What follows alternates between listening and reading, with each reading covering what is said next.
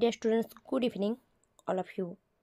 আজকের যে 5:30টার জিকে ক্লাসটা তোমাদের করাচ্ছিলাম, আজকে সেই ক্লাসটাতে যেটাতে তোমাদের আমি প্রত্যেকটা কিছু জিকে প্রশ্ন যেটা আলোচনা করব, যেটা হচ্ছে তোমাদের রেলওয়ে যে গ্রুপ ডি বলো, এনটিপিসি বলো, বা বিভিন্ন যে যত সমস্ত কম্পিটিটিভ এক্সামস যেগুলো হতে চলেছে, আপকামিং এক্সামস, সমস্ত পরীক্ষার জন্য ভীষণভাবে ইম্পর্ট্যান্ট।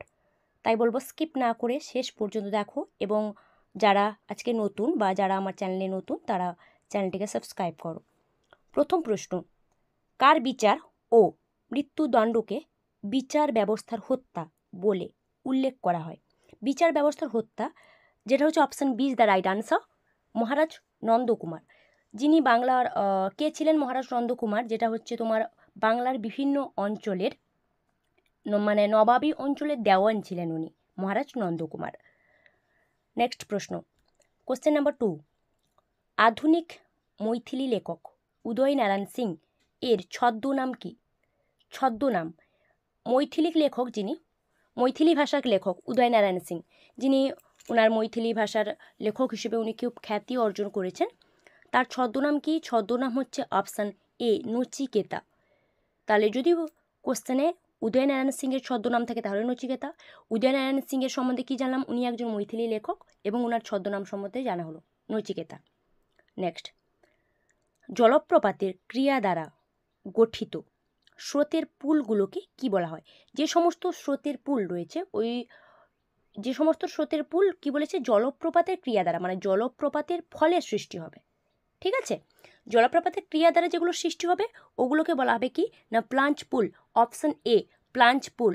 ঠিক আছে, জলপ্রপাতের ক্রিয়া দ্বারা গঠিত স্রোতের পুল যেগুলোকে বলা হচ্ছে plunge pool, option A is the right answer. Next, question number 4, কোনটি গ্রিকদের আইন সংহিতা ছিল? গ্রিকদের আইন সংহিতা, দেখো অপশান, 4টা অপশান দিয়েছে, গ্রিকদের আইন সংহিতা কোনটি ছিল সেটা জানতে চাইছি। অপশানগুলো কী কী দেওয়া রয়েছে দেখো, দেখতে পাচ্ছ অপশান কী কী রয়েছে? তো গ্রিকদের আইন সংহিতা কোনটি? Option A Draco. ড্রাকো হচ্ছে গ্রিকদের আইন সংহিতা ছিল। ঠিক আছে, অনেকে অপশান সি করে, বাট অপশান এ হচ্ছে রাইট আনসার। 5 নম্বর প্রশ্ন, স্থানীয়পুর জাতীয় উদ্যান কোন রাজ্যে অবস্থিত? স্থানীয়পুর জাতীয় উদ্যান, দেখো রাজ্যগুলোর নাম দেওয়া রয়েছে অপশানে, তার মধ্যে কোন রাজ্যে রয়েছে স্থানীয়পুর জাতীয় উদ্যান? সঠিক উত্তর কী হবে? Option A Haryana. স্থানীয়পুর জাতীয় উদ্যান, যেটা মূলত পরিযায়ী পাখিদের জন্য, শীতকালীন যে পরিযায়ী পাখি ওই পাখিদের জন্য যেটা বিখ্যাত, যেটা হচ্ছে তোমার হরিয়ানা রাজ্যে অবস্থিত। নেক্সট, সংসদীয় ভাষায় ক্লোজার কথার অর্থ কী? ক্লোজার, সংসদীয় ভাষায় ক্লোজার কথাটি খুব জনপ্রিয়। এই ক্লোজার কথাটির অর্থ কী, মানে অ্যাকচুয়াল অর্থ কী সেটাই জানতে চেয়েছে, অ্যাকচুয়ালি কোনটা মিন করছে ক্লোজার কথাটা। সঠিক উত্তর কী হবে? অপশান সি, কোনো প্রস্তাব নিয়ে বিতর্কের অবসান, মানে কোনো কিছু প্রস্তাব নিয়ে যদি বিতর্ক হয় তাহলে সেই বিতর্কের অবসানটাকে বলা হচ্ছে ক্লোজার। নেক্সট, পশ্চিমবঙ্গে অবস্থিত শুশুনিয়া কি জাতীয় পর্বত? শুশুনিয়া কি জাতীয় পর্বত, যেটা ওয়েস্ট বেঙ্গলে রয়েছে, কি জাতীয় পর্বত? অপশান দেখো, পর্বত মানে পর্বতে যে ভাগগুলো রয়েছে তার কিছু অপশান দেওয়া রয়েছে, তো এটা কি জাতীয় পর্বত?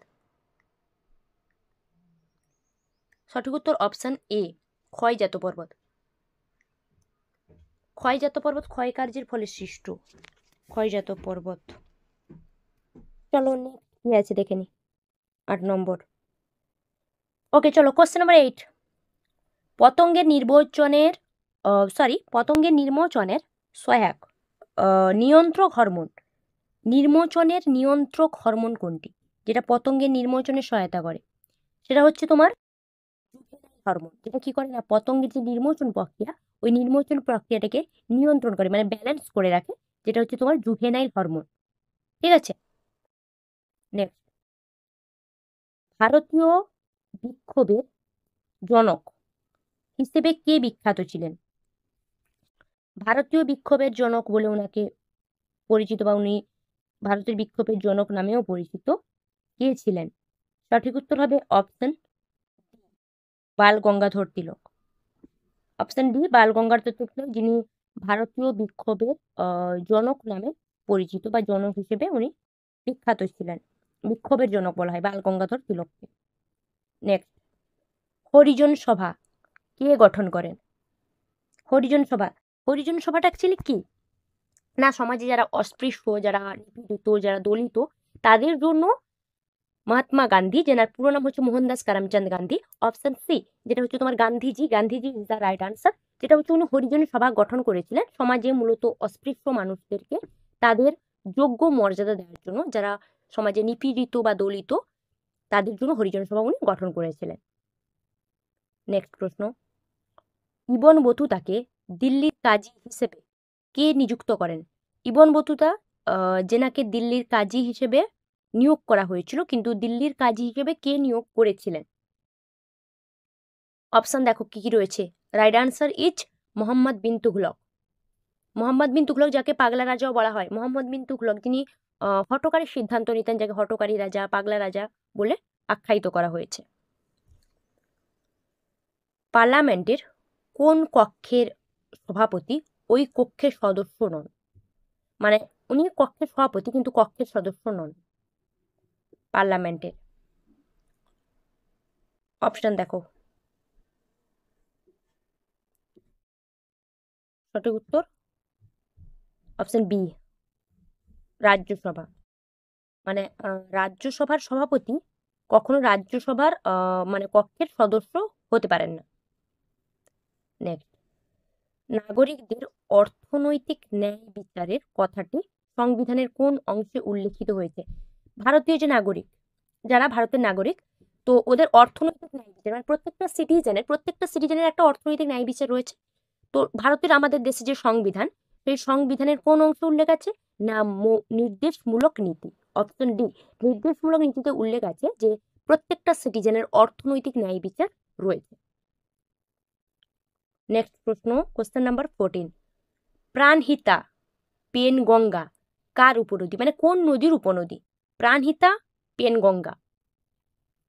দেখো নদীগুলোর নাম দেওয়া রয়েছে অপশনে, তার মধ্যে কোন নদীর উপনদী হচ্ছে তোমার প্রাণহিতা হবে বা মানে প্রাণহিতা থাকলেও যে আনসার হবে, পেনগঙ্গা থাকলেও একই আনসার হবে। দুটোর কোশ্চেন মানে অ্যান্সার সেম হবে, হচ্ছে তোমার গোদাবরী।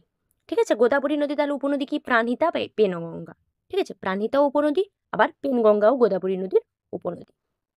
তাহলে অপশন বি হচ্ছে তোমার রাইট অ্যান্সার, যেটা হচ্ছে গোদাবরী নদী।